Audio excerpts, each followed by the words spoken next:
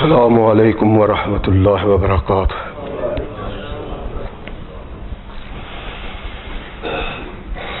الحمد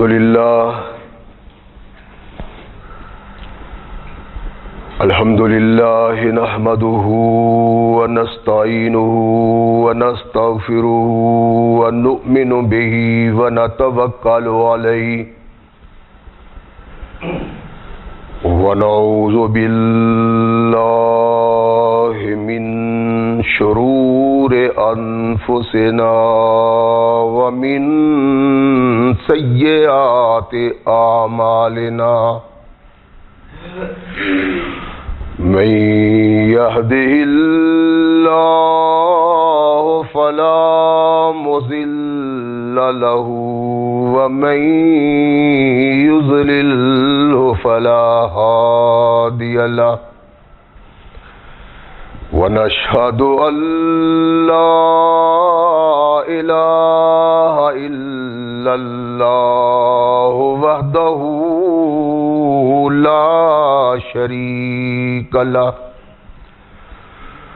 ونشهد أن محمدا عبده ورسوله أما بعد فأحسن الحديث كتاب الله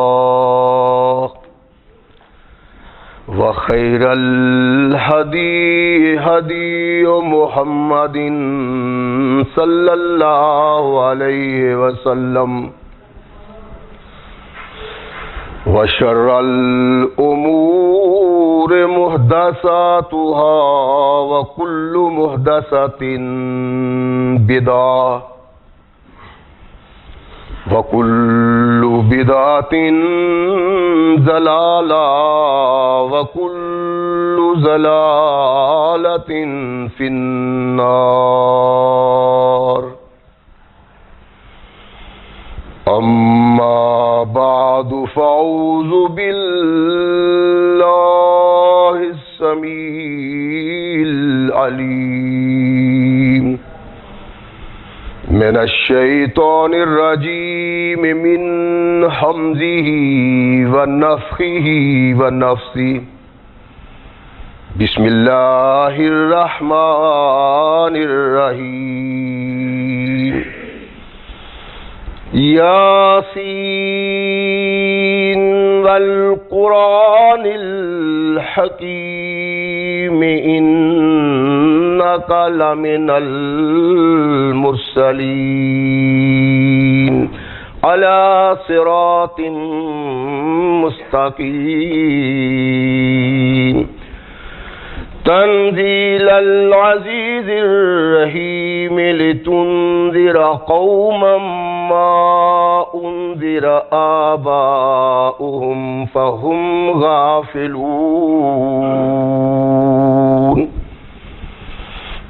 صدق اللہ مولانا العظیم وصدق رسولہ النبی الکریم۔ ہر قسم کی حمد و ثنا، تعریفات و توصیفات اس خالق و مالک کے لیے ہیں جس نے ساری کائنات کو تخلیق دیا اور اس کی حسن و آبادی کے لیے حضرت انسان کو تخلیق فرمایا۔ کروڑوں درود و سلام اس ہستی اقدس و مقدس پہ کہ جس کا نام نامی اسم گرامی ہے محمد۔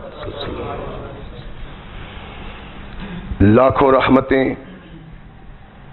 ان نفوس قدسیہ پہ کہ جنہوں نے سرور کائنات علیہ الصلاۃ والسلام سے اس ضابطۂ حیات کو وصول کیا اور اس کو ہم تک پہنچانے کے لیے اپنا تن من دھن قربان کر دیا۔ اللہ کی یہ بہت بڑی کرم نوازی ہے کہ اس نے اس ضابطۂ حیات کو ہم تک پہنچانے کے لیے ایسے مضبوط ذرائع اور اسباب استعمال فرمائے کہ ان کی موجودگی میں ہم ببانگ دہل کہہ سکتے ہیں کہ یہ ضابطۂ حیات جو آج قرآن کی صورت میں ہمارے ہاتھوں میں موجود ہے، یہ وہی ضابطۂ حیات ہے جو آج سے کم و بیش 1450 سال پہلے نبی کائنات اور رسول ثقلین حضرت محمد رسول اللہ صلی اللہ علیہ وآلہ وسلم پہ انسانوں کی رشد و ہدایت کے لیے نازل ہوا۔ اللہ کی اس کرم نوازی پہ ہم جس قدر بھی اس کا شکریہ ادا کریں، کما حق ہو اس کا شکریہ ادا نہیں ہوتا، اس لیے کہ یہ ضابطۂ حیات وہ دستور المتقی ہے کہ اگر انسان اس سے تعلق پیدا کر لے تو یہ قرآن اس کی دنیاوی زندگی میں ایک عظیم انقلاب پیدا کر دیتا ہے، اور اگر اس کو اپنے جسم و روح پہ جاری و طاری کر لیا جائے تو یہی وہ واحد ضابطۂ حیات ہے جو انسان کو دنیا کے ساتھ ساتھ عقبہ کی کامیابی کی ضمانت بھی دیتا ہے۔ مگر سدحیف ایسا ضابطۂ حیات آج جس قوم کے دامن میں ہے، اس کا دامن اس کی رحمتوں سے خالی۔ ہم اس قدر بد نصیب کیوں بنے، یہ سوچنے والی بات ہے، لیکن افسوس ہے کہ ہم یہ سوچنے کے لیے بھی تیار نہیں کہ اس بد نصیبی کا شکار ہم کیوں بنے۔ ایک واضح اور بینہ حقیقت ہے کہ ہماری زندگیاں اگر تشکیل پا رہی ہیں، ہمارے راستے ہمارے لیے اگر کھل رہے ہیں، تو ان کی بنیاد اللہ کا قرآن اور محمد رسول اللہ صلی اللہ علیہ وسلم کی سنت نہیں، بلکہ اپنی اپنی خواہشوں، اپنے اپنے خیالات کے مطابق ہم نے اپنے راستے تلاش کیے اور ان پہ سرپٹ بھاگنا شروع کر دیا۔ جب ہم اصل سے ہٹ گئے، اللہ اور رسول کا دامن چھوڑ دیا، تو پریشانیوں نے ہمارے گھروں میں ڈیرے ڈال لیے۔ آج ہماری یہ پریشانیاں، ہماری یہ تکلیفیں، ہمارے یہ مصائب، ہم پہ ٹوٹنے والے آلام اس سبب ہیں کہ ہم نے نبی کونین محمد رسول اللہ صلی اللہ علیہ وسلم کی سیرت مطہرہ سے آنکھیں بند کر لی۔ میں نے عرض کیا تھا کہ اگر آج بھی اپنے آپ کو آدمی مکلف کر لیتا ہے کہ اس کی زندگی کا اوڑھنا اور بچھونا قرآن ہو اور محمد رسول اللہ کا فرمان، اللہ کے نبی کی زندگی، اللہ کے نبی کی سیرت، تو زمانہ پھر ویسے ہی ہمارا غلام بن سکتا ہے جس طرح اللہ نے کل کائنات کے انسانوں کو مسلمانوں کے سامنے جھکا دیا۔ ہماری بربادی، ہماری پریشانی اور ہماری بے قدری کا سبب یہ ہے کہ ہم نے اپنی آنکھیں بند کی ہوئی ہیں اور یہ کوشش ہی نہیں کی کہ ثقلین کے تاجدار محمد رسول اللہ صلی اللہ علیہ وسلم کو ہم اللہ کا رسول مانتے ہیں، اپنا قائد مانتے ہیں، اپنا رہنما مانتے ہیں، تو ان کی زندگی کا مطالعہ ہی کریں، ان کی زندگی کو پڑھیں، ان کے لیل و نہار کو دیکھیں، وہ کیسے آئے، کیسے آگے بڑھے اور کیسے کائنات پہ چھائے، وہ دیکھنے کی ہمیں ضرورت نہیں، اس لیے کہ اس کو اپنانے کے لیے بڑی قربانیاں دینی پڑتی ہیں، خواہشات کا گلا گھونٹنا پڑتا ہے، سوچوں کے محور کو بدلنا پڑتا ہے، اور ہم اس کے لیے تیار نہیں۔ نبی رحمت محمد رسول اللہ صلی اللہ علیہ وسلم کی زندگی کو اس طرح بیان کرنے کا واحد مقصد یہ تھا کہ آج کے حالات، آج کے لیل و نہار، یہ بتا رہے ہیں کہ انسانی زندگی کے لیے آنے والے ایام، آنے والے لیل و نہار تباہ کن اور برباد کن ہیں۔ ان سے محفوظ رہنے کے لیے محمد رسول اللہ کے کردار کو دیکھا جائے۔ انسانی زندگی سے متعلق تمام رخوں میں محمد رسول اللہ صلی اللہ علیہ وسلم کی عظیم رہنمائی ہے۔ اللہ کے نبی علیہ الصلوۃ والسلام نے مکہ میں کس طرح کی زندگی بسر کی، گزشتہ جماعت میں ہم یہ سنتے اور کہتے آئے۔ یہ قافلہ یہاں تک پہنچا تھا کہ نبی رحمت محمد رسول اللہ صلی اللہ علیہ وسلم نے صدیق اکبر کو گھر جا کے کہا کہ ابو بکر، مجھے ہجرت کی اجازت مل گئی۔ اللہ کے نبی انتظار میں تھے۔ میں نے عرض کیا تھا پچھلے کسی خطبہ جمعہ میں کہ آنے والے انبیاء کا کردار یہ رہا ہے کہ وہ خود کو پریشانیوں، تکلیفوں، آلام اور مصائب کا شکار رکھتے ہیں اور اپنی قوم کو اس سے بچاتے ہیں، قوم کا دفاع کرتے ہیں، قوم کو بچاتے ہیں، افراد کو محفوظ رکھتے ہیں، خود کو خطرناکیوں کے سامنے سینہ سپر رکھتے ہیں۔ انبیاء کی یہ سنت ہے، اور نبی رحمت محمد رسول اللہ صلی اللہ علیہ وسلم کا بھی کردار یہی ہے۔ میں نے عرض کیا تھا کہ صدیق اکبر علی المرتضی اور نبی رحمت کے علاوہ کوئی بھی آزاد مرد اور عورت مکہ میں موجود نہیں تھے۔ اللہ کے نبی نے سب کو ہجرت کا حکم دے دیا تھا۔ ارشاد فرمایا تھا میں نے خواب میں دیکھا ہے تمہارے ہجرت کے مقام کو کہ وہ شور زدہ زمین ہے، دو کالی زمینوں کے درمیان کھجوروں کے باغات ہیں، جہاں تم نے ہجرت کرنی ہے، جہاں محمد نے ہجرت کرنی ہے صلی اللہ علیہ وسلم۔ اللہ کے نبی سے یہ سن کے صحابہ مدینہ کو ہجرت کرنا شروع کر دی، اور حبشہ سے بھی کچھ لوگ آگے۔ اللہ کے نبی منتظر ہیں کہ کب مجھے اللہ کا پیغام پہنچے۔ اللہ کے نبی کے ہر کردار میں، ان کے ہر اٹھنے والے قدم میں انسانیت کے لیے رہنمائی ہے، قائدوں کے لیے، گویریوں کے لیے، رہنماؤں کے لیے کہ ان کو کس طرح کی زندگی بسر کرنی چاہیے۔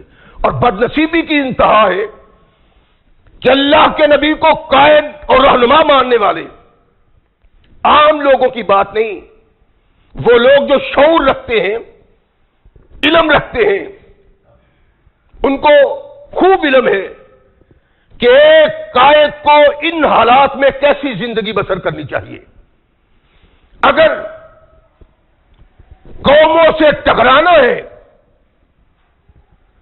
کسی کے سامنے کھڑا ہونا ہے، تو اس کی بنیاد یہ نہیں کہ لوگوں کو تیار کیا جائے اور ان کو دشمن کے سامنے کھڑا کیا جائے، بلکہ کردار قائد محمد رسول اللہ صلی اللہ علیہ وسلم کی سنت سے یہ ظاہر ہوتا ہے کہ ہر مشکل وقت قائد کو مشکل کا سامنا کرنا چاہیے اور اپنے ماننے والوں کو مشکل سے بچانا چاہیے۔ اگر من حیث القوم کسی قوم سے ٹاکرا ہو، اس سے لڑائی ہو، اس سے قتال ہو، تو قائد کو میدان میں موجود ہونا چاہیے، بلکہ سب لوگوں سے آگے ہونا چاہیے۔ یہ محمد رسول اللہ صلی اللہ علیہ وسلم کی سنت ہے، ان کا کردار ہے۔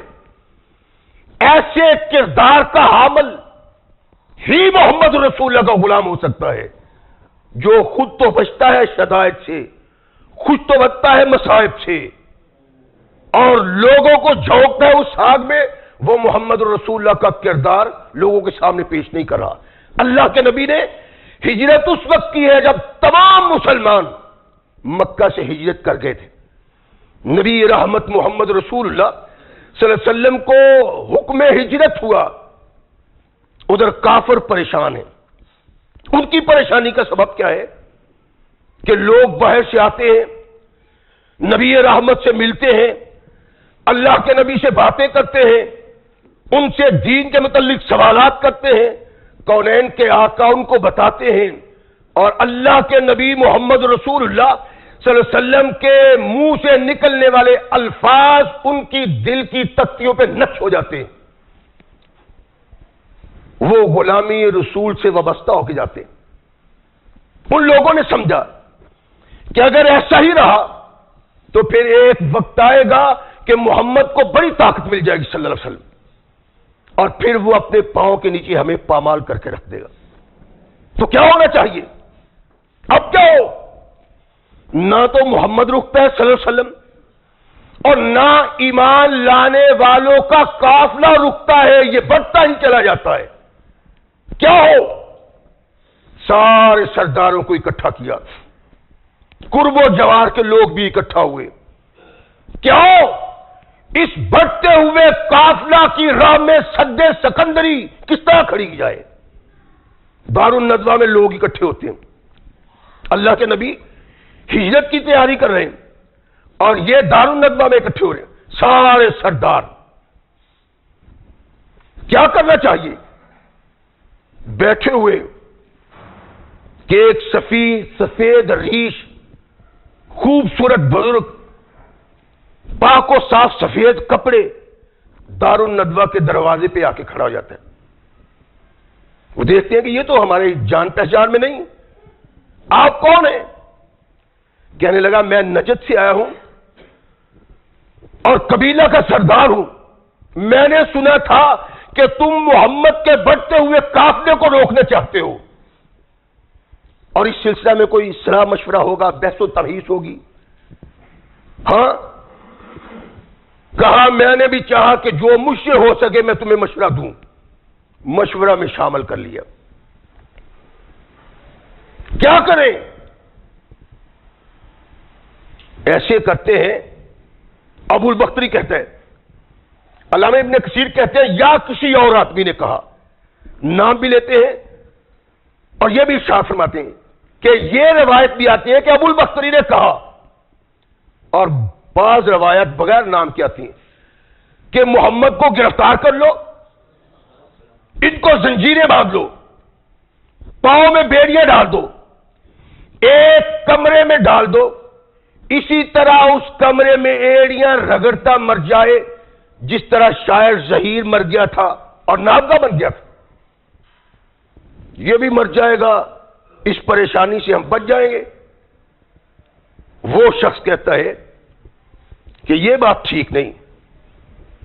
کیوں؟ کہنے لگا تمہیں اس بات کا احساس ہے کہ اس کے ساتھی بڑھتے چلے جاتے ہیں، جب ان کو احساس ہوا کہ ان کا قائد، ان کا آقا، ان کا رہنما گرفتار کر لیا گیا ہے، تو وہ تم پہ حملہ آور ہو کے محمد کو چھڑا لیں گے، اور پھر وہ کہیں لے جائیں گے، بڑی طاقت بن جائیں گے۔ ہاں بات تو ٹھیک ہے، یہ ہے کون جو مشورہ دینے کے لیے آیا اور کوئی اس بات سے اختلاف نہیں کرتا، اس مجلس میں واحد اختلاف کرنے والا؟ یہ شیطان تھا جو نجدی سردار کے روپ میں وہاں آیا تھا۔ ایک دوسرا شخص بولتا ہے کہ اگر یوں نہیں تو یوں کر لیتے ہیں کہ اس کو اپنے شہر سے نکال دو، جائے اگر کامیاب ہوگا تو یہ جانے، اس کا معاملہ جانے، وگرنہ لوگ اس کو ختم کر دیں گے، کیا ضرورت ہے یہاں رکھنے کی، اس کو بھیجو۔ آپس میں پھر رشتہ داریوں استوار کرتے ہیں، اختلافات و انتشار کا شکار بن گئے ہیں، مل بیٹھے۔ پھر شیطان پھر کہتے ہیں کہ نہیں، یہ تو انتہائی غلط بات ہے۔ کیوں؟ وہ کہنے لگا اللہ کے بندو، اس کی شیرینی گفتار کا بھی تمہیں پتہ ہے، اس کے حروف و الفاظ جو انسان کے دل پہ اثر پذیر ہوتے ہیں، اور اس کی گفتگو کا انداز جو انسان کے دل و دماغ میں اتر جاتا ہے۔ اگر محمد کو تم نے نکال دیا صلی اللہ علیہ وسلم تو وہ سارے جہان میں تمہارے خلاف طاقت اکٹھی کرے گا، تمہیں تباہ کرے گا اور کعبہ کا وارث بن جائے گا۔ یہ غلط بات ہے، ایسا نہیں ہونا چاہیے۔ کوئی اور اللہ کے نبی محمد رسول اللہ صلی اللہ علیہ وسلم کا سب سے بڑا دشمن، کائنات کے آقا کو کسی نے سوال کیا کہ اللہ کے نبی، مکہ کے باغیوں اور دشمنوں میں سب سے بڑا دشمن کون ہے؟ فرمایا ابو جہل میرا سب سے بڑا دشمن۔ کہنے لگا میری رائے وہ ہے جو رائے تم میں سے کسی کی نہیں۔ اچھا جی آپ بتائیں۔ کہنے لگا تمام قبائل کے نوجوان قسم کے اور صاحب عزت و وقار لوگوں کو اکٹھا کیا جائے، ہر آدمی کے ہاتھ میں تلوار دی جائے، محمد کے گھر کا محاصرہ کر لیا جائے۔ جب یہ نماز پڑھنے کے لیے کعبہ آنے لگتے تو یک بارگی سب اس پہ حملہ کر دیں، سب یک بارگی تلواریں ماریں۔ سارے قبائل جب اس کو مل کے قتل کریں گے تو عبد مناف والے کس سے مطالبہ کریں؟ دیت مانگیں گے دے دیں گے؟ شیطان کہتا ہے یہ سب سے اچھا معاملہ ہے۔ اگر تم نے محمد سے نجات حاصل کرنی ہے تو سب سے زبردست اور سب سے اچھا مشورہ یہی ہے، اس پہ عمل پیرا ہو جاؤ۔ سارے لوگوں نے اتفاق کیا کہ ہاں یہی ٹھیک ہے، محمد کی تحریک کو ناکام کرنے کے لیے، اس کا راستہ روکنے کے لیے ہمیں یہ اقدام کرنے چاہیے۔ چنانچہ لوگ اکٹھے ہوئے، بات طے ہوئی، آسمان سے جبریل آیا۔ یہ دار الندوہ کی تنہائی میں سرداران قریش نبی کونین کے خلاف ان کے قتل کے اقدامات کی تدبیریں سوچتے تھے۔ ان کو احساس تھا کہ شاید کوئی سننے والا کان نہیں، کوئی دیکھنے والی آنکھ نہیں۔ یہاں وہ دیکھنے والا تھا جو 10,000 پردوں میں بھی ایسے ہی دیکھتا ہے جیسے سامنے کوئی انسان دیکھا ہوتا۔ جبریل آ گئے۔ اللہ کے نبی، اللہ ارشاد فرماتے ہیں کہ تمہارے قتل کا فیصلہ ہو گیا ہے، آج رات اپنے بستر پہ نہیں سونا بلکہ رات کی تاریکی میں نکل جانا ہے۔ نبی رحمت محمد رسول اللہ صلی اللہ علیہ وسلم اپنے گھر میں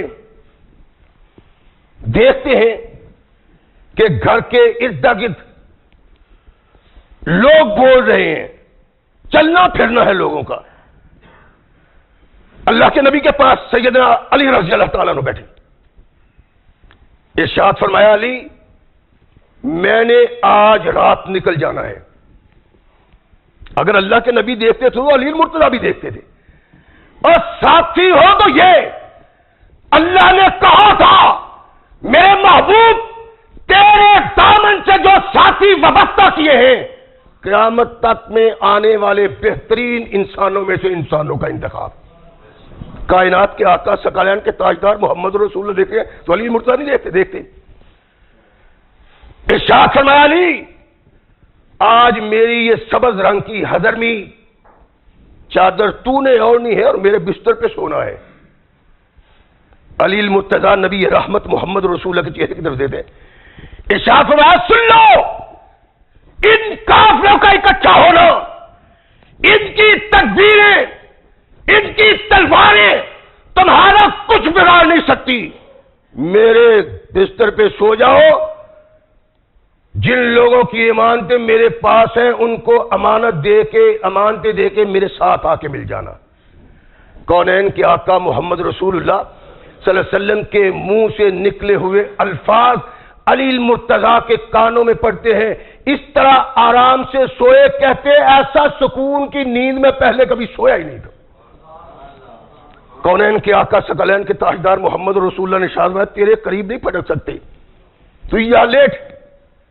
اور غور فرمائیں اللہ کی قسم انسان ہو تو ایسا سارا زمانہ ان کے خون کا پیاسا، مکے کا ہر سدا، کائنات کے آقا کا قاتل، لیکن وہ بد نصیب لوگ اگر زمانے میں کسی کو امانت دار سمجھتے تھے وہ محمد کریم کی ذات تھی۔ قتل کرنے کی سازشیں، مکہ سے نکالنے کی سازشیں اور امانتیں محمد رسول اللہ کے دامن میں۔ ارشاد فرمایا علی ان امانتوں کو ادا کر دینا اور پھر آ جانا، میں جا رہا ہوں۔ ثقلین کے تاجدار محمد رسول اللہ اٹھے، گھر کو گھیرا ہوا کافروں نے، تمام مکہ کے قبائل کے نوجوان اپنی ہاتھوں میں تلواریں لیے ہوئے، ان میں ابو جہل بھی ہے۔ نبی رحمت محمد رسول اللہ اپنے دروازے سے نکلتے ہیں اور اللہ کے نبی کی زبان پہ یہی الفاظ ہے، یاسین والقرآن الحکیم انک لمن المرسلین علی صراط مستقیم تنزیل العزیز الرحیم لتنذر قوما ما انذر آباؤہم فہم غافلون۔ اللہ کے نبی قرآن تلاوت کرتے ہیں، لوگ قطار در قطار کھلوتے ہیں انتظار محمد کے لیے، کائنات کے آقا نکلتے ہیں، کائنات کے سرتاج نکلتے ہیں، محمد کریم کے کانوں میں ابی جہل کی آواز ٹکراتی، کہتے ہیں محمد کہتا ہے صلی اللہ علیہ وسلم کہ اگر تم میری اطاعت کر لو، مجھے مان لو، مجھے رسول مان لو، میری قیادت کو تسلیم کر لو تو ساری دنیا کے فاتح بن جاؤ گے، اور مرنے کے بعد تمہیں ایسے باغات ملیں گے جیسے اردن کی سرزمین پہ باغات ہیں، اور اگر تم نے نہ مانا پھر تمہاری تباہی اور بربادی قریب آ رہی ہے، مرنے کے بعد آگے جہنم کے سپرد کر دیے جاؤ گے۔ کونین کے آقا کے کانوں پہ یہ الفاظ پہنچتے ہیں، ارشاد فرمایا نام انا ذالک اقول، اور میں یہ بات کہتا ہوں وانت احدہم، جن لوگوں نے جہنم کی آگ کے سپرد ہونا ہے تو بھی ان لوگوں میں سے ایک ہے۔ اور کونین کے آقا نے مٹی ہاتھ میں پکڑی۔ علامہ ابن کثیر لکھتے ہیں البدایہ والنہایہ میں کہ اللہ کے نبی نے یوں مٹی ان کی طرف پھینکی اور ان کے درمیان سے نکلتے ہیں، وجعلنا من بین ایدیہم سدا ومن خلفہم سدا فاغشیناہم فہم لا یبصرون۔ فرمایا میرا محمد صلی اللہ علیہ وسلم ان کے درمیان سے نکلتا ہے، میں نے ان کی آنکھوں کے پردہ ڈال دیا تھا، کوئی بھی محمد کریم کو نہیں دیکھتے۔ ثقلین کے تاجدار علیہ الصلوۃ والسلام یہاں سے نکلے، صدیق اکبر کو ساتھ لیا اور روانہ ہوئے غار ثور کی طرف۔ رات ڈلتی گئی، صبح شہادت طلوع ہوئی، ایک شخص آیا، کہنے لگا یہاں کیوں کھڑے ہو؟ کہنے لگے آج محمد کا کام تمام کر دینا ہے صلی اللہ علیہ وسلم۔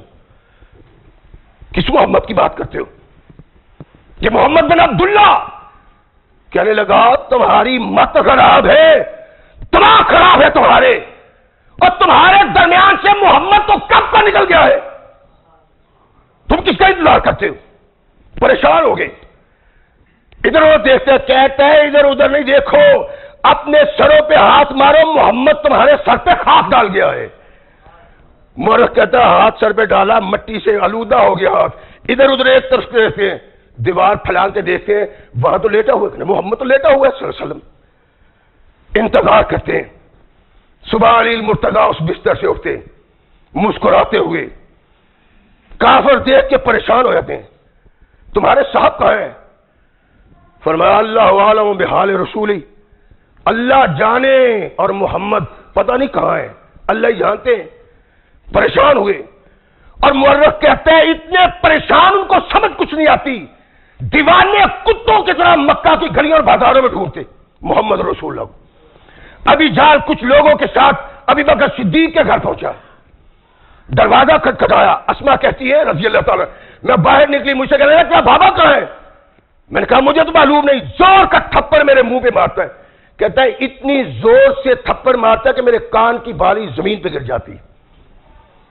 ثقلین کے تاجدار محمد رسول اللہ صلی اللہ علیہ وسلم کا ایک کردار ہے، اور اس کردار میں آل ابی بکر کا جو کردار ہے کائنات میں کسی دوسرے کا کردار نہیں۔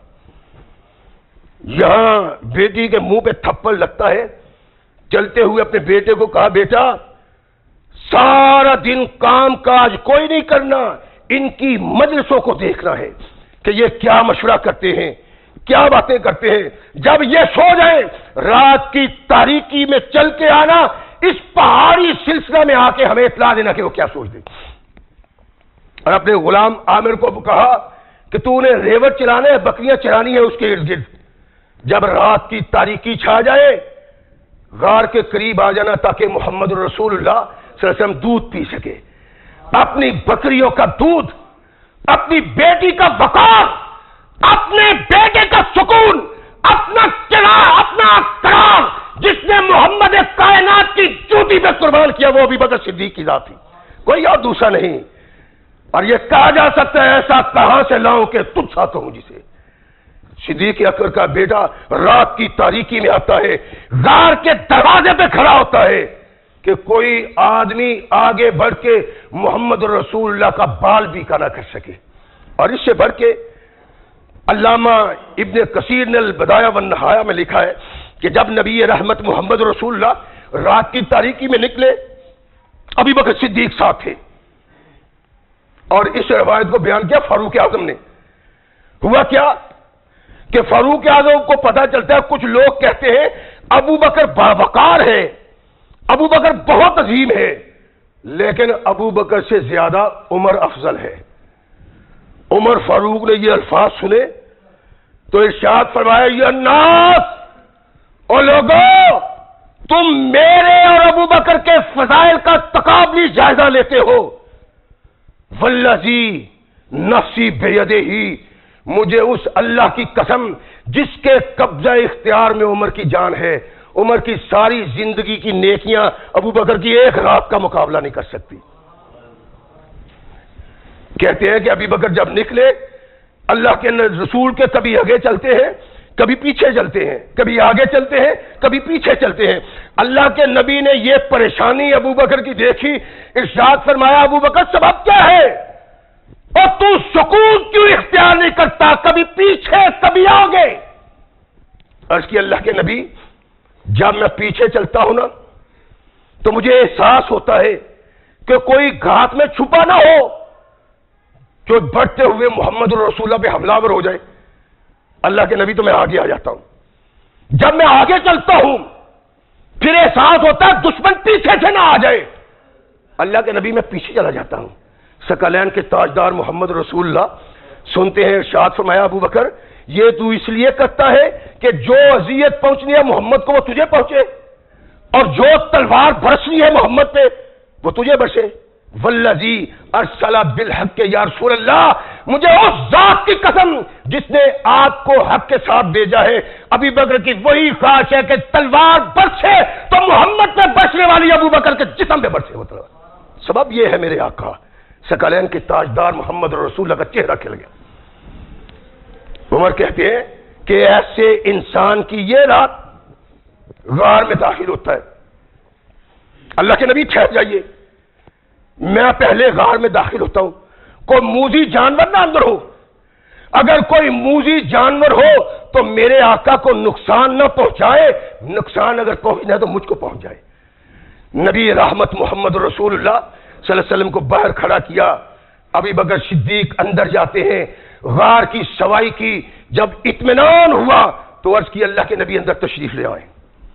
یہ کردار ہے محمد رسول اللہ صلی اللہ علیہ وسلم کے اس محبوب کا، جس کو کائنات کے آقا ثقلین کے تاجدار نے کہا، دنیا کا کوئی انسان نہیں جس نے مجھ پہ احسان کیا ہو اور وہ احسان مجھ پہ قائم رہا ہو، ایک ابو بکر ہے جس کے احسان کا بدلہ میں نہیں دے سکتا، اس کا بدلہ میرا اللہ ہی دے گا۔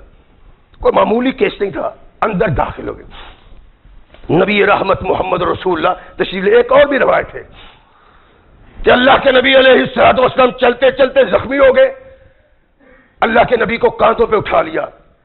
ابو بکر صدیق نے دیکھا کہ ایک بل خالی ہے جس میں کپڑا یا پتھر نہیں رکھا جا سکا، ایڑی رکھ دی اور سانپ ڈستا رہا، وہ روتے رہے۔ لیکن یہ روایت صحیح نہیں، یہ روایت غلط ہے، غریب قسم کی روایت ہے، ضعیف قسم کی روایت ہے۔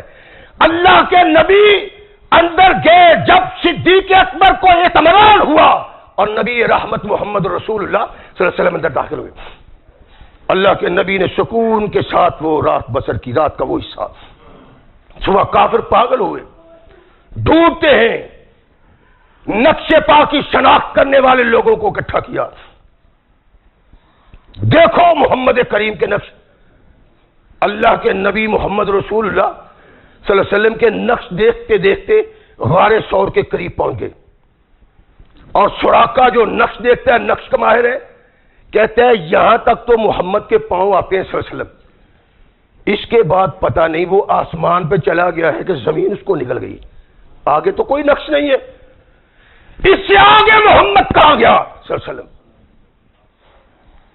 لوگ آگے بڑھتے ہیں، دیکھا کہ ایک غار ہے، اس غار میں دیکھو ثقلین کے تاجدار محمد رسول اللہ صلی اللہ علیہ وسلم تشریف فرما ہے، ابو بکر تشریف فرما ہے.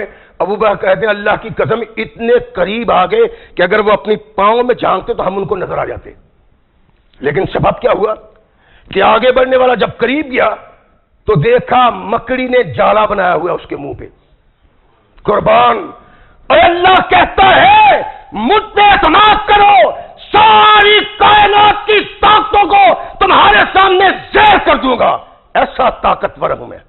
رات کو کائنات کے آقا داخل ہوتے ہیں، ابھی کوئی گھڑی نہیں گزرتی کہ اللہ مکڑی کو بھیج دینے کہ جالا بنا دو اس کے. کہنے لگے ہو اس پہ تو مکڑی نے جالا بنایا ہوا ہے، اگر محمد اندر گزرتے تو یہ جالا ٹوٹ نہ جاتا. یہاں نہیں گئے. یہ حسن درجے کی روایت ہے. اور حسن نے ذاتی ہی ایک دوسری روایت امام بہقی رحمہ اللہ علیہ نے درج کی. وہ کہتے ہیں، بلکہ بہت ساری حدیث کی کتابوں میں روایت آتی، اور اسی بہت ساری سندوں کی بنا پہ محدثین نے اس کو حسن لغیر ہی کہا ہے. یعنی اتنی ضعیف روایتیں اتنی اکٹھی ہو گئی ہیں کہ وہ حسن کا درجہ اختیار کر لیتی ہیں. اللہ کے نبی محمد رسول اللہ صلی اللہ علیہ وسلم جب غار کے اندر داخل ہوتے ہیں تو اللہ ایک جھاڑی کو حکم دیتے ہیں کہ اگ جاؤ. غار کے سامنے جھاڑی اگ جاتی. کافر آگے بڑھتے ہیں. اللہ نے 2 جنگلی کبوتروں کو بھیجا اور وہ کبوتر آ کے غار کے دہانے پہ انڈے دے دیتے ہیں. آگے دیکھتے ہیں، کہتے ہیں یہاں تو کبوتروں نے انڈے دیے ہوئے ہیں، یہاں اس میں محمد کیسے داخل ہو سکتا ہے؟ اور کافر باتیں کرتے ہیں، میرے آقا مسکرا رہے ہیں. ارشاد فرمایا ابو بکر دیکھو ہمارا دفاع اللہ نے کبوتروں سے کر دیا ہے. نبی رحمت محمد رسول اللہ سکون سے بیٹھے ہوئے. صدیق اکبر کہتے ہیں کہ کافر بڑے پریشان ہیں، کبھی آگے کبھی پیچھے، کبھی ادھر کبھی ادھر. اللہ کے نبی نماز پڑھ رہے ہیں، این غار کے دہانے پہ آ کے کھڑے ہو گئے. ابو بکر کہتے ہیں میں پریشان ہو گیا. اللہ کے نبی سلام پھیرتے ہیں. میں نے کہا میں تو انتہائی پریشان ہوں، واللہ اپنی جان نہیں لاکھوں قربان کر دوں، مجھے خطرہ ہے تو محمد کریم کی جان کا خطرہ ہے. ما ظنک یا ابا بکر باثنین اللہ ثالثہما. اور ابو بکر تجھ نے ان دونوں کے متعلق کیا خیال ہے جن کے ساتھ تیسرا بھی اللہ موجود ہے؟ لا تحزن ان اللہ معنا. خوف نہ کرو، محمد تنہا ابو بکر کے ساتھ نہیں بلکہ اللہ بھی ہمارے ساتھ ہے، کوئی کافر ہم تک نہیں پہنچ سکتا. نبی رحمت محمد رسول اللہ صلی اللہ علیہ وسلم کے غار کے دہانے پہ کھڑا کافر پاگل کر دیا اللہ نے. وہ غار میں جھانک کے نہیں دیکھتا، کبوتروں نے انڈے دیے ہوئے، مکڑی نے جھاڑا تنا ہوا ہے. اے محمد ہم نے تیری حفاظت کی ایسے لشکریوں کے ساتھ جن لشکریوں کے متعلق تم سوچ بھی نہیں سکتے تھے. اور ایک روایت ہے کہ ایسے لشکریوں کے ساتھ جن لشکریوں کو تم دیکھ نہیں سکتے تھے. مفسرین کہتے ہیں اس کا مطلب یہ ہے کہ محمد رسول اللہ کی حفاظت اللہ نے فرشتوں سے کی تھی اس مقام پہ. نبی رحمت علیہ السلام 3 دن تک وہاں بیٹھے رہتے ہیں. چوتھے دن اللہ کے نبی علیہ الصلوۃ والسلام کے فرمانے پہ ابو بکر صدیق نے جو اونٹنیاں 2 تیار کی ہوئی تھی ان کو حکم ہوا. عبداللہ بن عریقت ایک کافر مشرک ہے لیکن اعتماد والا. اللہ کی قسم کبھی بات کرتے ہیں ان لوگوں کی تو پریشانی آتی. آج مومن کو مومن پہ اعتماد نہیں. کبھی زمانہ یہ تھا کہ کافر بھی قابل اعتماد ہوا کرتا تھا. محمد کریم علیہ الصلوۃ والسلام کو راستہ دکھانے والا، کافروں سے بچا کے لے جانے والا، جو اللہ کی مدد سے محمد رسول اللہ کے ساتھی نے منتخب کیا وہ مکہ کا مشرک اور کافر تھا، لیکن نبی رحمت محمد رسول اللہ صلی اللہ علیہ وسلم کو جائے امن پہ پہنچانے کے لیے اس کی خدمات لی۔ بیٹے کو کہا سارا دن تلاش کرو ان لوگوں کی مجلسیں اور محفلیں، غلام کو کہا رات کو بکریاں لے آیا کرو، اور اس کو راہ کے لیے چلو بھی، چلے گئے۔ 3 دن کے بعد کافر آرام اور سکون سے بیٹھ گئے۔ اب کیا کریں؟ کہتے ہیں خاموشی ٹھیک نہیں، اعلان کر دو جو محمد کا سر لائے گا اس کو 100 اونٹ انعام دیے جائیں گے۔ اعلان ہو گیا۔ نبی رحمت محمد رسول اللہ صلی اللہ علیہ وسلم غار سو سے نکلتے ہیں۔ عبداللہ بن طریقت نے نبی رحمت محمد رسول اللہ کے جو راستہ اختیار کیا وہ زیر مکہ ساحل سمندر سے جاتا تھا، یعنی ایسا راستہ جو کبھی کوئی اختیار کر سکتا ہے وگرنہ لوگ نہیں کرتے۔ اللہ کے نبی وہاں سے روانہ ہو۔ سراقہ اپنے قبیلے میں بیٹھا ہوا تھا کہ ایک شخص آتا ہے، کہتے ہیں سراقہ میرا خیال ہے کہ میں نے 2-3 آدمی جو دیکھے ہیں نا ساحل سمندر سے مدینہ کی طرف جاتے، وہ میرا خیال ہے کہ محمد ہے صلی اللہ علیہ وسلم۔ سراقہ کہتے ہیں کہ میرا بھی خیال یہی تھا کہ وہی ہوں گے، لیکن میں سردار تھا، میں نے کہا نہیں نا تجھے پتا نہیں، وہ نہیں بلکہ فلاں فلاں آدمی یہاں سے گزرے، میں نے دیکھا، میرے سامنے گزرے، چھوڑ ان باتوں کو۔ خاموشی ہو گئی۔ کہنے لگا کچھ عرصہ میں بیٹھا، اٹھ کے اپنے گھر گیا، اپنی لونڈی کو کہا میرا گھوڑا فلاں ٹیلے کے پیچھے لے جا، میں آ رہا ہوں۔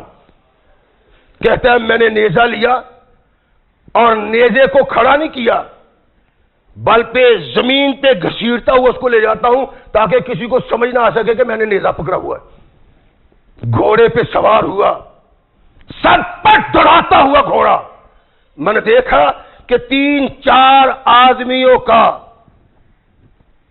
ایک چھوٹا سا لشکر، ایک چھوٹا سا قافلہ۔ میں نے کہا یہی محمد کا قافلہ سے۔ کہتے آگے بڑھتا ہوں، جب میں ان کے قریب پہنچتا ہوں تو میرے گھوڑے نے ٹھوکر کھائی، میں گر گیا، اٹھا ترکش نکالا،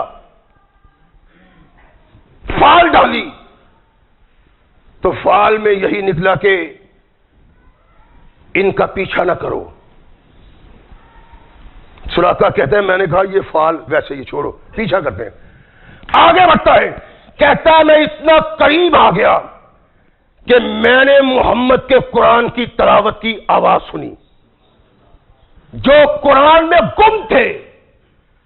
ابو بکر ادھر ادھر دیکھتا تھا، جب اس نے ایک سوار کو آتے ہوئے دیکھا جس کے ہاتھ میں نیزہ ہے، کہنے لگا اللہ کے نبی تعاقب کرتے ہوئے کافر سر پہ سوار ہوا۔ اللہم اکفنا بما شئتا، آسمانوں کی طرف دیکھا، کہا اللہ محمد کی حفاظت کر جس طرح تو چاہتا ہے۔ گھوڑا زمین میں دھنس گیا۔ امام بخاری کہتے ہیں کہ ٹخنوں ٹخنوں تک، گھٹنوں گھٹنوں تک۔ علامہ ابن حجر فتح الباری میں لکھتے ہیں کہ پیر تک زور لگایا اٹھانے کے لیے، نہیں اٹھا۔ سراقہ سمجھتا ہے کہ کہتا ہے میں نے سمجھا کہ محمد واقعی اللہ کا نبی، میں اس تک نہیں پہنچ سکتا۔ میں نے آواز دی، ٹھہر گئے۔ میں نے عرض کیا کہ یا محمد صلی اللہ علیہ وسلم، میں آپ کو گرفتار کرنے کے لیے نکلا تھا، لیکن مجھے محسوس ہو گیا ہے، احساس ہو گیا ہے آپ اللہ کے نبی ہیں۔ فرمایا سراقہ کیا چاہتے ہو؟ عرض کرنے لگا اللہ کے نبی کچھ نہیں چاہتا، واپس جاؤں گا، جو آ رہا ہوگا اس کو کہوں گا میں ہو کے آؤں، محمد ادھر نہیں گئے صلی اللہ علیہ وسلم۔ میری درخواست ہے کہ یہ زادیرہ مجھ سے لے لیں۔ ارشاد فرمایا سراقہ زادیرہ تجھ سے نہیں، زادیرہ وہی ہے جو میرے اللہ نے مجھے دے دیا ہے۔ آگے بڑھتے ہیں تو ایک غلام بکریاں چرا رہا ہے۔ اللہ کے نبی ٹھہر گئے، ارشاد فرمایا کہ تمہارے پاس کوئی بکری ہے جو دودھ دے؟ کہنے لگا نہیں۔ بکری دودھ دینے والی تو بڑی دور کی بات ہے، یہ تو بچی حاملہ بھی کوئی نہیں، یہ اونٹنی ہے، یہ سردیوں کی حاملہ ہے، لیکن اس نے بھی بچہ گرا دیا تھا، دودھ تو یہ بھی نہیں دیتی۔ کونین کے آقا نے ارشاد فرمایا ان باتوں کو چھوڑو، اپنی اونٹنی مجھے دو۔ اونٹنی قریب کی، اللہ کے نبی نے تھنوں پہ ہاتھ رکھا، اللہ کا نام لیا اور دودھ دھونا شروع کر دیا۔ ابو بکر صدیق برتن لائے تھے، اس برتن کو بھر دیا نبی رحمت محمد رسول۔ ابو بکر صدیق نے پیا، پھر لیا، ثقلین کے ساتھ پھر دھوتے ہیں، برتن پھر بھر جاتا ہے۔ کونین کے آقا محمد رسول اللہ اس کو خود تناول فرماتے۔ اللہ کے نبی جب فارغ ہوئے اٹھنے لگے، کہنے لگا ٹھہر جاؤ، میں تمہیں رب کی قسم دیتا ہوں، مجھے یہ بتاؤ تم ہو کون؟ اللہ کے نبی نے ارشاد فرمایا تجھے بتاؤں گا تب جب تو یہ راز رکھے۔ کہنے لگا میں راز رکھوں گا؟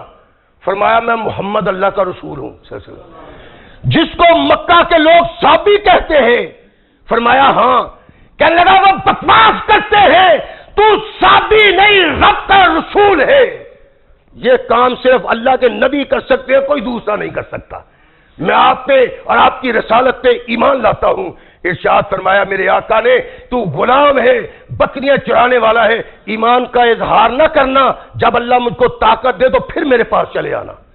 کونین کے آقا محمد رسول اللہ صلی اللہ علیہ وسلم اپنے ساتھیوں کے ساتھ کس قدر محبت رکھتے ہیں اور کیسا کردار محمد رسول اللہ کا۔ تم کہیں پھنس نہ جانا، شدائد و مصائب و آلام کا شکار نہ بن جانا۔ یہ قافلہ بڑھتا چلا جاتا ہے، چلتے چلتے اللہ کے نبی کو بھوک نے ستایا، پیاس نے ستایا۔ ایک مقام پہ پہنچے جہاں خیمہ لگا ہوا ہے، بستی ذرا دور۔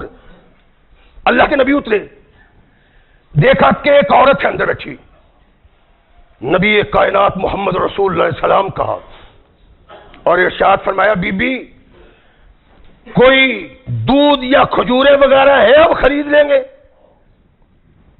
کہا نہیں، نہ دودھ نہ کھجورے۔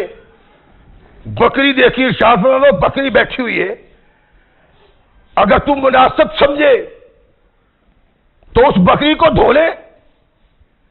مسکرائی، کہنے لگی کیسی باتیں کرتے ہیں آپ؟ اللہ کے بندے، یہ بکری اس لیے پیچھے رہ گئی ہے کہ چلنے کے قابل نہیں، اس لیے ریور کے ساتھ نہیں گئی۔ اور جو چل نہیں سکتی وہ دودھ کیسے دے گی؟ جبکہ اس نے کوئی بچہ بھی جنم نہیں دیا، وہ حاملہ بھی نہیں ہے، کمزور، نحیف، ناتما۔ فرمایا تم اجازت دو۔ کہنے لگی اگر دھو سکتے تو دھو لو۔ رحمت کل کائنات آگے بڑھتے، اللہ کے نبی نے ہاتھ لگایا اس بکری کے اوپر، بسم اللہ کہا، دودھ دھونا شروع کر دیا۔ کہا وہ برتن لاؤ جو تیرے خیمے میں سب سے بڑا برتن، سب سے بڑا برتن لا کے دیا۔ کائنات کے آقا بکری کو دھو رہے ہیں، نبی رحمت نے اتنا دودھ دھویا کہ مورخ کہتا ہے اس کی جھاگ باہر جھلکنے لگی۔ کونین کے آقا ثقلین کے تاجدار محمد رسول اللہ نے پہلے سب لوگوں کو پلایا۔ اور سرداروں، قائدوں، لیڈروں، کبھی غور کیا کرو، تمہاری دعوت میں قائد کے لیے سب کچھ اور محتاجوں، غریبوں، مسکینوں کے لیے صرف دھکے ہوتے ہیں۔ میرے آقا کی قیادت پہ قربان، آقا کی سیادت پہ قربان، تیری جوتی پہ ساری کائنات کو قربان کر دیا جائے۔ بھوک لگی ہوئی ہے محمد رسول اللہ کو، پیاس خود بھی ہے میرے آقا کو، لیکن پینے کے لیے دودھ ملا ہے، پہلے خود نہیں ساتھیوں کو پلایا محمد، پلا دیا آقا کائنات علیہ الصلوۃ والسلام نے، خود پیا۔ ارشاد رات پھر دو یہ برتن دھو دیا، بھر دیا اس کو۔ ارشاد فرمایا یہ اپنے پاس رکھ لو۔ اللہ کے نبی وہاں سے روانہ ہوئے، کچھ ہی وقت گزرا تھا کہ ابو بابک آ گئے۔ دودھ کیسے آ گیا؟ اور یہ جو بکریاں میں لے کے گیا تھا یہ بھی دودھ نہیں دیتی، ہمارے خیمے میں دودھ کہنے لگی ابو معبد کچھ نہ پوچھو. کیا کہنے لگا؟ کہنے لگی ایسا شخص آج ہمارے خیمے پہ آیا ہے کہ ایسا میں نے شخص اپنی زندگی میں دیکھا ہی نہیں. کہنے لگا ام معبد ذرا اس کا نام حلیہ بتاؤ. کہنے لگی بتاؤں کیا؟ چمکتا ہوا چہرہ، صاف رنگ، اللہ کی قسم ایسا خوبصورت کہ خوبصورتی جس کے سامنے شرم آ جائے. ابو معبد اس کا چہرہ چمکتا ہوا تھا، اس کی زلفیں ریشم زلفیں، اس کی پلکیں لمبی لمبی، ابرو لمبے اور سیدھے، بات کرے تو کششدار، خاموش ہو تو قرار آئے. محمد کا چہرہ ایسا ہے کہ دیکھنے والا بار بار اس کو دیکھتا ہے. سراہی دار گردن محمد کی صلی اللہ علیہ وسلم، پیٹ ساتھ لگا ہوا، نگاہ اٹھے تو اٹھتی رہے. اس آدمی کی میں تجھے تفصیل کیا بتاؤں. کہنے لگا ام معبد یہ وہی قریشی ہے جس کو بد نصیب قریش ڈھونڈ رہے ہیں. کاش میں اس کو پا لیتا تو اس کی غلامی اختیار کر لیتا، اور اگر اللہ نے موقع دیا تو ضرور اس کی غلامی اختیار کروں گا. ثقلین کے تاجدار محمد رسول اللہ صلی اللہ علیہ وسلم آگے بڑھتے، اور ایسا انداز کیا ہے؟ مدینہ کے باسی روز نکلتے ہیں حرا کے میدان میں، سڑا جڑا ہوا میدان، دھوپ کی تنازت، اور وہ محمد رسول اللہ کا انتظار کرتے ہیں. روز صبح نکلتے ہیں، جب سورج نصف النہار پہ آتا ہے گرمی برداشت نہیں کرتے تو گھروں میں چلے جاتے. روزانہ آتے. ایک دن آئے چلے گئے. ایک یہودی اپنے محلمہ مکان پہ چڑھا، دور سے دیکھتا ہے کہ سفید پوش کچھ لوگ آ رہے ہیں، اور ظاہر ہے کہ صحرا تھا. صحرا کی ریت پہ کرنیں پڑتی ہیں جب سورج کی، تو ایسا محسوس ہوتا ہے جیسے پانی، پہچان نہیں سکتا. جوں جوں محمد کریم کا قافلہ قریب قریب آیا وہ ان کو دیکھتا ہے، پھر آواز دیتا ہے او عرب کے لوگوں تمہارا سردار آ گیا، تمہارا قائد آ گیا. اور انصاریوں کے کانوں میں یہ آواز پہنچتی ہے. مورخ لکھتا ہے کہ اپنے اسلحوں کو تھاما اور محمد رسول اللہ کا استقبال کرنے کے لیے آ گئے. نبی کائنات محمد رسول اللہ صلی اللہ علیہ وسلم تشریف لا رہے. قبا کی وادی میں صحابہ نے محمد رسول اللہ کا استقبال کیا. نبی رحمت محمد رسول اللہ قبا کی وادی میں اترتے. 10 دن تک نبی رحمت محمد رسول اللہ صلی اللہ علیہ وسلم یہاں رہتے، اور وادی قبا میں وہ مسجد بنائی جس کو اللہ مسجد تقوی کہتے. 10 دن کے بعد ارشاد فرمایا مدینہ والوں میں مدینہ آ رہا ہوں. جب مدینہ والوں کو خبر ہوئی تو لوگ اپنے اپنے سردار کی قیادت میں تلواریں لہراتے ہوئے محمد رسول اللہ کے استقبال کو باہر نکلتے ہیں. ثقلین کے تاجدار محمد رسول اللہ علیہ الدین. مورخ کہتے ہیں کہ نوجوان بچیاں، چھوٹی چھوٹی بچیاں، بڑی عمر والی عورتیں اپنی چھتوں پہ چڑھ کے محمد کریم کی جھلک دیکھنا چاہتی. ثقلین کے تاجدار محمد رسول اللہ آج یثرب کی وادی کو مدینہ رسول بنانے کے لیے آ رہے. اللہ کے نبی کا چہرہ اقدس و مقدس دیکھا، انصار کی عورتیں جھوم گئی. طلعت بدر علینا من ثنیات الوداع وجب الشکر علینا ما دا اللہ ہدائی. اللہ تیرا شکر ہے، سنا کی وادیوں سے 14ویں رات کا چاند ہم پہ طلوع ہوا ہے. جب تک کوئی زندہ رہنے والا زندہ ہے اس پہ اللہ کا شکر واجب ہو جاتا ہے کہ اس نے اللہ نے محمد کریم ہمیں دے دیے. اللہ کے نبی کی اونٹنی جب آگے بڑھتی ہے قبیلہ وار سردار فدا ہوتے ہیں، ہمیں یا رسول اللہ. اللہ کے نبی تلواریں موجود، نیزے موجود، کوئی آنکھ آپ کی طرف اٹھ نہیں سکتی. ہمارے ہاں تشریف لائے. اللہ کے نبی ارشاد فرماتے ہیں خلو سبیلہا، جو بھی آ کے نکیل کو تھامتا ہے، جو بھی نکیل پکڑتا ہے، اللہ کے نبی کہتے ہیں خلو سبیلہا، اس کا راستہ چھوڑ دو. فإنہا مامورۃ، یہ اللہ کی طرف سے مامور ہے. کیا تھا؟ ارشاد فرمایا میں نے اس کی نکیل چھوڑ دی ہے اب اونٹنی کی نکیل محمد کے ہاتھ میں نہیں، اللہ کے ہاتھ میں ہے۔ اللہ جہاں چاہے گا یہ اونٹنی بیٹھے گی، اور جہاں بیٹھے گی وہ میرا مقام ہوگا۔ ثقلین کے تاجدار محمد رسول اللہ کی اونٹنی جھومتی جھومتی مدینہ کی گلی اور بازاروں میں چلتی پھرتی پہنچتی اس مقام پہ جس مقام پہ محمد رسول اللہ صلی اللہ علیہ وسلم نے اترنا ہے، بنو نجار کی بستی۔ مسلم شریف کی ایک روایت ہے کہ اللہ کے نبی کی خواہش تھی کہ بنو نجار میرے دادا کے ماموں ہیں، میں انہی کے پاس جا کے اتروں، لیکن کونین کے آقا محمد رسول اللہ صلی اللہ علیہ وسلم نے ارشاد نہیں فرمایا، دیکھو میرے آقا کی عقل، فکر، فہم، فراست کوئی ماپ سکتا ہے اس کو؟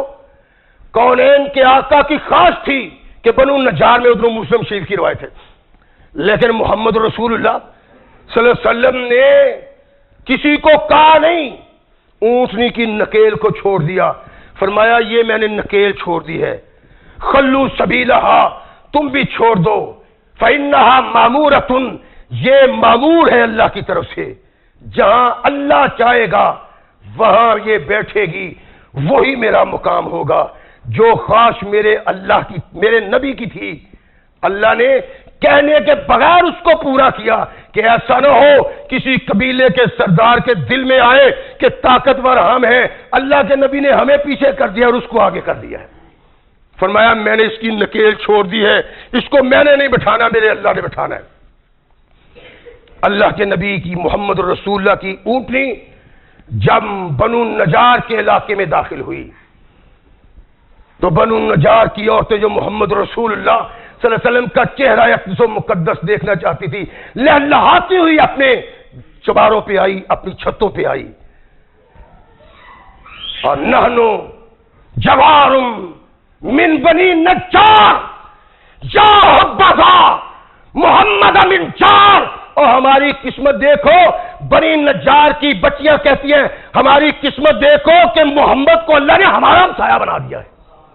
نبی کائنات محمد رسول اللہ کی اونٹنی ایک مقام پہ جا کے بیٹھ جاتی، اللہ کے نبی نہیں اٹھتے، پھر اٹھی، آگے بڑھتی ہے، ابو ایوب انصاری کے دروازے کے پاس جا کے بیٹھتی، پھر یہاں سے اٹھی، واپس آئی، وہاں آ کے بیٹھی، اپنی گردن زمین پہ رکھ دی، محمد کریم اترتے ہیں صلی اللہ علیہ وسلم، ارشاد فرمایا یہ وہ مقام ہے جس مقام پہ میرا اللہ چاہتا ہے کہ محمد کی مسجد بن جائے۔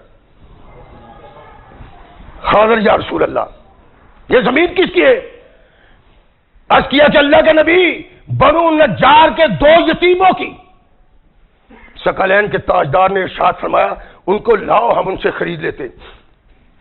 بچے آئے، کائنات کے آقا محمد رسول اللہ کا چہرہ دیکھا، لبیک یا رسول اللہ، اللہ کے نبی حاضر غلام، ارشاد فرمایا بیٹا یہ اللہ کے گھر کے لیے تم سے خریدنا چاہتا ہوں، واللہ اللہ کی قسم آقا ہم آپ سے اس کی قیمت نہیں اللہ سے قیمت لیں گے۔ کائنات کے آقا محمد رسول اللہ نے فرمایا وہ تو تم لوگ ہیں لیکن محمد بھی بغیر قیمت کے لینے کے لیے تیار نہیں۔ یتیم دینا چاہتے ہیں، اللہ کے نبی کہتے ہیں ایسے نہیں لینا، تو ہمارے سردار کیا ہے؟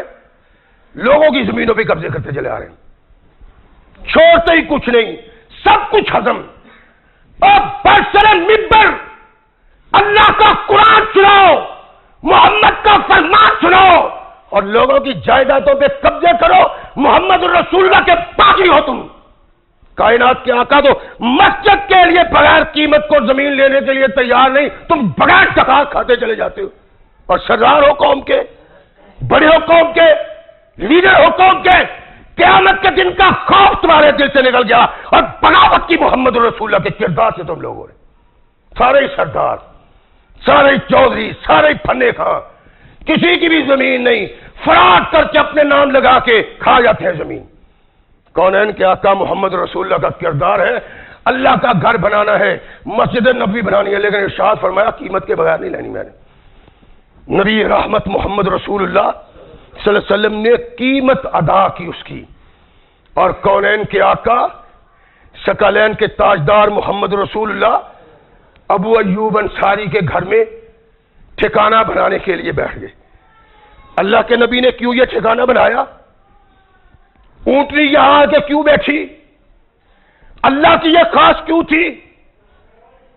انشاءاللہ العزیز اگر اللہ نے زندگی دی، موقع دیا، تو اگلے جمعے کہ اونٹنی یہاں کیوں بیٹھی ہے، اللہ کے نبی کی خاص کیوں تھی، اللہ نے اللہ کے نبی کی خاص کیوں بنائی تھی، اور ابو ایوب کے گھر نبی رحمت کیوں بیٹھے، اللہ نے صحت دی، زندگی دی، تو اگلے خطبہ جمعہ میں وآخر دعوانا الحمدللہ رب العالمین۔